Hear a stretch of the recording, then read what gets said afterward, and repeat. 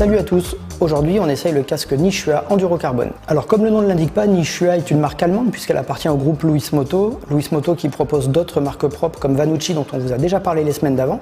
Je vous invite à aller consulter les labos précédents. Pour ce casque-là, Louis Moto applique les mêmes recettes que sur les équipements dont on vous a déjà parlé, proposer un produit très technologique à un tarif le plus bas possible. Proposer un produit très technologique, ça se voit puisqu'on est ici sur une coque intégralement en carbone qui permet d'avoir un poids très léger, n'est-ce pas Philippe ? Déjà quand on le prend en main, on ne peut que constater la grande légèreté de ce casque en carbone, puisque selon les équipements et les tailles, on est à moins de 1100 grammes, voire 1050 pour certains. Et c'est bluffant, c'est vraiment très léger et ça c'est un atout quand on passe des journées avec un casque sur la tête, surtout que les trucs façon modulable ou enduro sont souvent un peu plus lourds.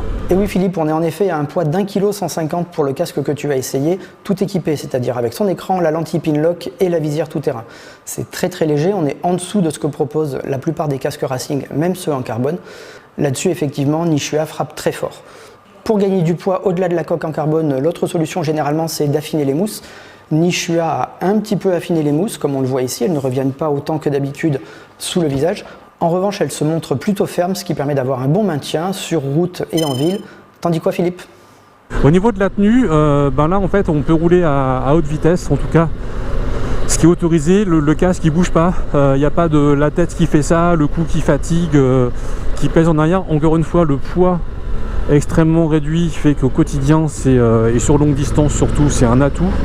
Et puis en fait il est bien dessiné, donc on n'a pas de turbulence aéro désagréable, donc qui fait qu'on aurait à lutter au guidon de la moto pour un truc qui vous met, je dirais, les cervicales en tire-bouchon. L'autre bonne chose, ce qui est important de noter, c'est le bon champ de vision, ce qui n'est pas toujours le cas sur ces casques où parfois on est au niveau du nez, ça monte un peu et on voit rien. Là j'arrive quand même sur la moto en étant assis normalement à voir un peu le bouchon de réservoir.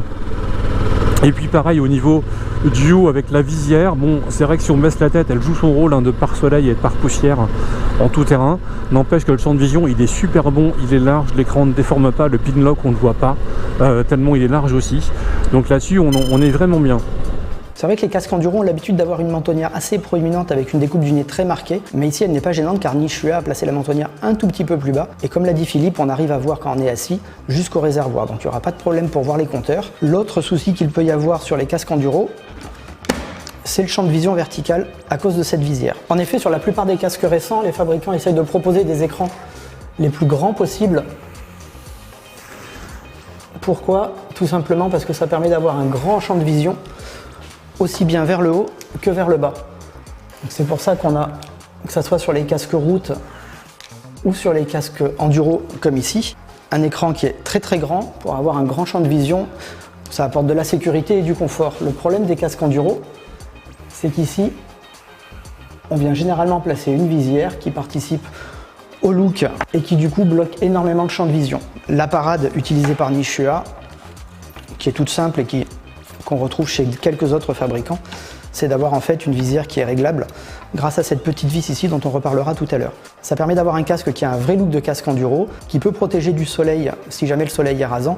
Par contre, le reste du temps, je vous conseille vivement de relever la visière, que ça soit pour le confort visuel ou pour la stabilité face au vent et surtout la réduction du bruit. Alors du coup, est-ce que ce casque prend le vent et fait des bruits un peu aéro ? Réponse oui, évidemment, comme tous les casques de ce type. Alors la chance que j'ai, c'est que je suis sur une moto qui protège bien avec une bulle haute et donc les turbulences arrivent au-dessus du casque et du coup il est en fait pas très bruyant. Après j'ai roulé aussi sur des motos, comme moi je suis grand, sur des motos sans protection.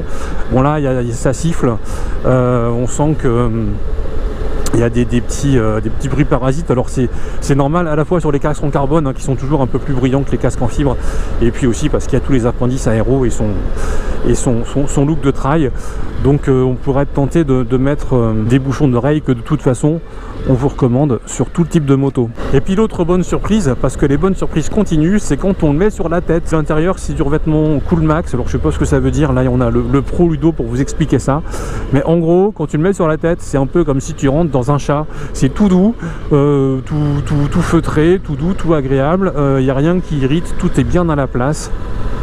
Et du coup entre la légèreté, le revêtement, la bonne disposition des mousses Et puis la taille qui va bien, ben on met le casque sur la tête et déjà tout est bien quand on va faire de la moto. Pour renforcer l'efficacité des nombreuses ventilations de ce casque, Nishua utilise un revêtement de mousse en Coolmax. Le Coolmax, c'est un textile qui a pour but de maximiser les flux d'air. Ça permet, quand vous commencez à transpirer, d'évacuer la transpiration loin de votre peau et de garder la peau sèche. Enfin, si on veut chipoter, il y a 2-3 petits points que Nishua pourrait éventuellement améliorer. Ça concerne cette fameuse vis de réglage de l'inclinaison de la visière, qui est en plastique, certes, parce que vu son emplacement, si jamais on a un accident, il ne faudrait pas qu'avec une vis en métal, on se blesse à la tête.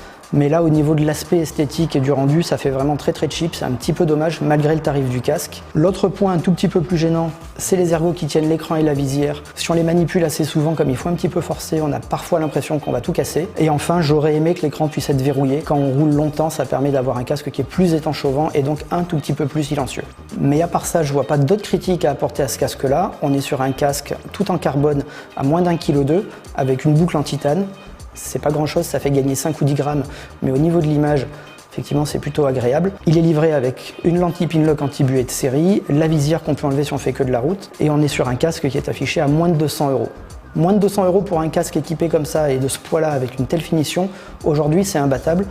Franchement, oui, vous pouvez y aller quasiment les yeux fermés. Pour en savoir plus sur ce casque, je vous invite à lire l'essai complet écrit par l'ami Philou que vous retrouvez sur motoservice.com.